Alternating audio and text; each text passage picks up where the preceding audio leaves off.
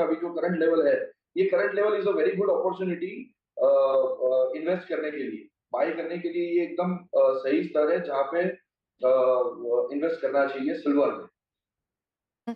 चिराग, जिस तरह की इंपोर्ट चांदी का पिछले साल में हमने आता हुआ देखा है, ऐसा माना जा रहा है कि 600 से 800 टन चांदी अभी भी यहाँ पर इन्वेस्टर्स या स्टॉकिस्ट के पास पड़ी हुई है। कितनी मांग निकलता हुआ देख सकते हैं हम आने वाले कपल ऑफ मंथ्स में?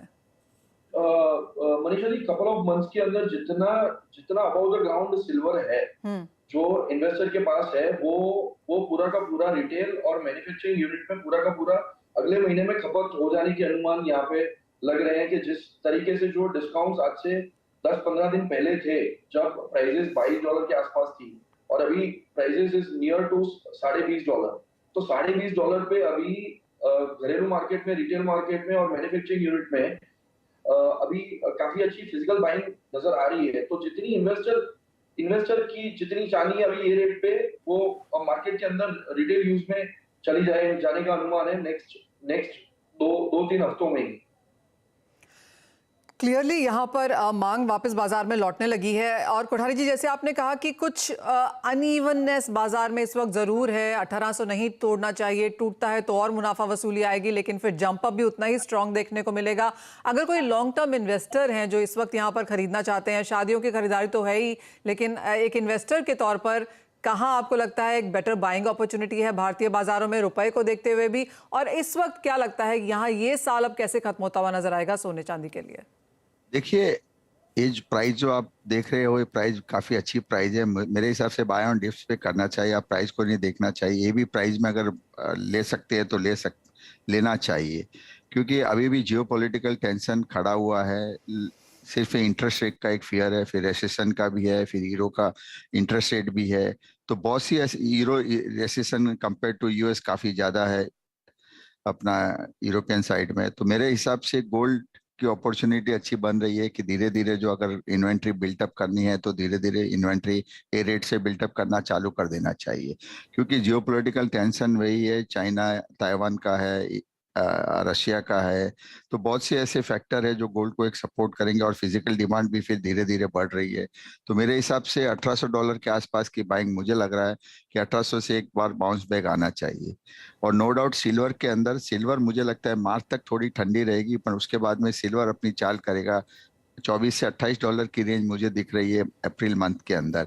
मार्च तक थोड़ी चांदी प्रेशर में रहेगी, क्योंकि एफओएमसी 22 मार्च है, वहां तक चांदी थोड़ी स्लो डाउन रहेगी। अगर आपने रेशियो भी देखा हो तो 88, 87, 50, 88 के आसपास आ गया है। मुझे लग रहा है चांदी थोड़ी प्रेशर में रहेगी, पर उसके बाद में चांदी काफी अच्छा मूव बैक करेगी। तो ये बाइंग अपॉर्चुनिटी चांदी के लिए भी बहुत अच्छी है। ओके चिराग, आप कैसे देखते हैं चांदी को ये साल खत्म होते होते तक?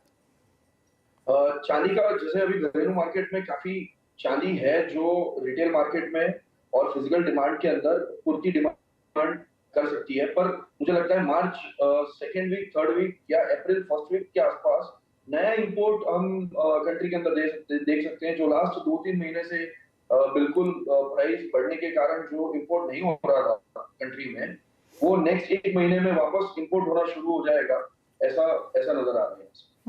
और चिराग, जब हम इन्वेस्टमेंट की राय देते हैं तो कैसे खरीदने की राय देंगे आप चांदी में रिटेल इन्वेस्टर्स को? रिटेल इन्वेस्टर्स के लिए घरेलू मार्केट में ये सबसे बढ़िया लेवल है। ये लेवल पे बिल्कुल चांदी परचेज करनी चाहिए। और जैसे मान लो अभी एमसीएक्स जो है वो अभी 63,000 के आसपास है, तो मुझे लगता है 62,000 के नीचे मुझे पर्सनली नहीं लगता कि ये 62,000 के नीचे जाएगी। अगर ये लेवल मिलता है तो बहुत ही राइट लेवल है सिल्वर परचेज करने की। कोठारी जी, एक और ट्रेंड जो हमने पिछले कुछ दिनों में आता हुआ स्ट्रांग देखा है, एक तो रीसेल काफी था क्योंकि सोने के भाव इतने तेज थे, और दूसरा जो लोन के नंबर्स हैं, चाहे वो एनबीएफसीज हैं, बैंक्स हैं, फिनटेक कंपनीज हैं, हमने गोल्ड लोन के नंबर्स भी यहाँ पर काफी स्ट्रांग आते हुए देखे। आपको लगता है ये ट्रेंड भी एक और है जो जारी रहेगा? देखिए, अब धीरे धीरे मुझे लग रहा है कि उनकी बिकवाली कम हो जाएगी, और अभी मार्केट में जब पैरिटी आ जाती है तो अगर एक ऑल टाइम हाई प्राइस के ऊपर उन्होंने काफी अच्छा माल मार्केट में रिसाइकलिंग, अब उसके सामने उतना डिमांड नहीं था मार्केट के अंदर। अब मुझे लगता है कि अभी भी वो माल धीरे धीरे आएगा, पर थोड़ी लोग कम हो जाएंगे कि बेचने में, उसमें कम आ जाएंगे। पर वो ये ट्रेंड तो रहेगा ही है, कभी भी जैसे सोने के भाव होते हैं या जैसे आरबीआई की गाइडलाइन के हिसाब से उन्हें उस डेट को माल निकालना ही पड़ता है, तो वो माल तो नो डाउट है मार्केट में आना ही आना है, उसका भी इफेक्ट इंपोर्ट के ऊपर काफी पड़ता है। और जो गोल्ड लोन की ग्रोथ हमने आते हुए देखी है कोठारी जी, आपको लगता है कि जिस तरह से पर्सनल लोन्स हैं, मॉर्गेज हैं, कोलैटरल्स हैं, सोने ने काफी अच्छा किया है ग्रोथ वाइज, क्या ये ट्रेंड भी जारी रहेगा? देखिए गोल्ड का ट्रेंड तो आप कोई इसको चेंज कर नहीं सकते, जो